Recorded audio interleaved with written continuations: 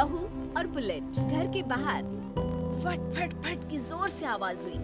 सीमा को लगा कि पटाखे फूट रहे हैं। वो डर के मारे घर से बाहर निकली। देखा तो सामने योगेश यानी कि पतिदेव एक बुलेट बाइक पर बैठे हैं।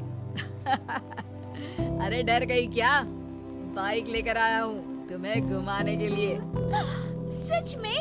मुझे लगा पटाखे फूट रहे हैं। अरे पटाखे भी फूटेंगे और मिठाई भी बटेगी। माँ को तो बुलाओ। माँ भी बाहर आ जाती है। अरे योगेश बेटा, इतनी जल्दी आ गया। और ये गाड़ी किसकी है? साहब की है? हाँ माँ, तुम्हारा बेटा साहब से कम है क्या? मेरी है। अरे बेटा, इतनी बड़ी गाड़ी ले ली, इससे तो तू घोड़ा ही ले लेता। महंगी पड़ी होगी ना? माँ महंगी सस्ती छोड़ो और मिठाई लाया हूँ, गांव में बंटवा दो। अरे बंटवा क्यों दो? पीछे बैठो, गांव में बांट कर आते हैं। सब खुश थे। योगेश गांव के बाहर एक कोयले की खदान में मजदूरी करता था। मेहनत और अकल से उसने वहाँ ठेकेदारी का काम सीख लिया और सूझबूझ से ठीक ठाक पैसा बनाने लगा।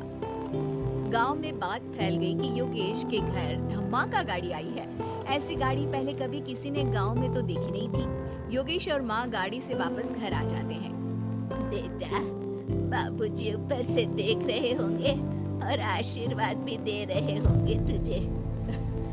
वो होते तो उनको भी घुमाता माँ। पूरे गांव में नाच नाच के मिठाई बांटने जाते। जैसे मैंने नाच नाच के बांटी थी जब वो अपने लिए एक साइकिल लेकर आए थे। बस बस, बाबूजी दो बात भी सुनाते कि फटफट वाली फटफटी ले आया। सीमा आगे कहती है, अपने लिए तो ये गाड़ी ले आए और मेरे लिए? अरे ये गाड़ी तुम्हारे लिए ही तो है। पक्का मेरे लिए है? अरे पक्का तुम्हारे लिए है। अगली सुबह जब योगेश सो रहा होता है तो उसे बाहर से गाड़ी की आवाज आती है। वो घबरा कर चिल्लाता है, चोर चोर, मेरी गाड़ी ले जा रहा है, चोर चोर।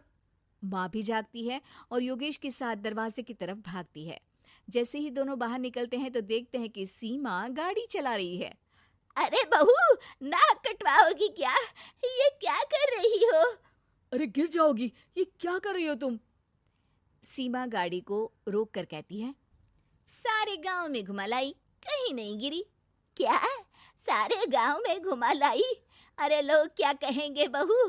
सोचा क्या एक बार?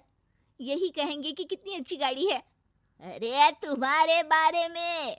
हाँ, कहेंगे ना कि देखो कितनी अच्छी गाड़ी पर बैठी है। बहू गाड़ी रखकर योगेश और सासू माँ के पास जाती है। तुमने कब गाड़ी चलाना सीखा? हमारे बाबूजी के पास पुरानी स्कूटर थी, सीख ली। फिर स्कूल में एक मास्टर जी भी ऐसी ही गाड़ी लेकर आते थे, उन्होंने सिखा दी। हाँ, स्कूल के मास्टर आजकल यही सब तो सिखा रहे हैं। पढ़ाई का कुछ सिखाते तो कुछ भला होता। अरे बहू, अब गाड़ी मत चलाना। हमारे परिवार में कभी किसी औरत ने पीछे से आगे की सीट पे आने की हिम्मत नहीं की है। तुम भी मत करना, समझी? जी, समझ गई माँ जी। सीमा सास की बात सुनकर चुपचाप रसोई में जाकर उदास होकर खाना पकाने लगी है। सास सुबह सुबह मंदिर से पूजा करके लौट रही होती है। तभी उसे दो औरतें रोक लेती हैं और कहती हैं, अरे बहू को थोड़े अच्छे लक्षण भी सिखा दो। गाड़ी चलाने निकली थी, गांव की मर्यादा का कोई ख्याल नहीं है। वही तो, अरे पैसे आने लगे हैं तो क्या मतलब कि किसी रीति रिवाज को नहीं मानोगे?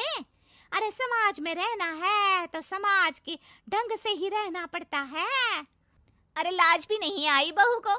चूल्हे चौके से निकलकर सीधे गाड़ी लेकर चौराहे चबूतरे नाप लिए, फट फट फट करते हुए। अरे कुछ कह देना उसे। अरे ये क्या कहेगी, बूढ़ी सास है, इनकी थोड़ी ना चलती होगी घर में। हाँ, बहू की ही चलती होगी, मर्जी भी और गाड़ी भी।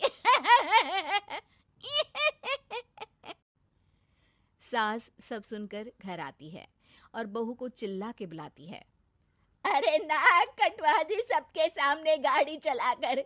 औरत जात गाड़ी नहीं चलाती। शहरों में तो 4 पहियों वाली गाड़ी भी चलाती हैं और हेलीकॉप्टर, हवाई जहाज भी। शहर में थोड़ी ना रहती हूँ मैडम साहिबा। आज के बाद गाड़ी से ही नहीं, यूं भी निकलना बंद तुम्हारा घर से। माँ सही कह रही है, कहीं भी जाना हो तो मुझे बता देना, मैं लेकर चलूंगा। आज माँ को तुम्हारे कारण कितनी बातें सुननी पड़ी। इतना कहते हुए योगेश वहां से चला जाता है। बारिश की वजह से कारखाने के रोड पर कीचड़ रहता है, इसीलिए योगेश गाड़ी घर रख कर जाता है और किसी से लिफ्ट लेकर कारखाने पहुंचता है ताकि नई गाड़ी गंदी ना हो। लेकिन शाम को इतनी तेज बारिश होती है कि उसे वापस आने का कोई साधन ही नहीं मिलता। बारिश बढ़ती जाती है। रात के 11 बज जाते हैं। रास्ते में एक नदी का ब्रिज है। अगर उस पर पानी आ गया तो योगेश कारखाने में ही फंस जाएगा। पूरी रात भूखे प्यासे बितानी पड़ेगी। घना अंधेरा, बिजली की कड़कड़ाहट और तेज बारिश। राजेश डर भी रहा था, ठंड से कांप भी रहा था। तभी उसे रोड से आती हुई एक रोशनी दिखती है। वो देखता है कि उसके सामने एक बाइक आकर खड़ी हुई है। वो ऊपर वाले को धन्यवाद देकर उस बाइक वाले आदमी की तरफ बढ़ता है, पर पास जाकर देखता है तो भौचक्का रह जाता है। सीमा, तुम यहाँ इतनी बारिश में गाड़ी पर? पहले बैठो तो, नदी ब्रिज पे आ जाएगी तो जाना मुश्किल हो जाएगा। योगेश गाड़ी के पीछे बैठता है। सीमा गाड़ी चला रही है। मैंने तो तुमको पहचाना ही नहीं। गाड़ी की आवाज तो पहचानी होगी ना? अरे पर मुझे नहीं पता था कि तुम आओगी। अच्छा किया कि तुम आ गई। माँ नहीं आने दे रही थी, पर हमेशा पति पत्नी की रक्षा थोड़ी ना करेगा, पत्नी को भी तो करनी चाहिए। योगेश को सुबह अपने किए पर पछतावा होता है। उसकी आंख में आंसू आ गए जो बारिश की बूंदों में बह गए थे। उसके बाद सीमा को सास ने और योगेश ने खुशी खुशी समाज की सीमा लांघने की मंजूरी दे दी।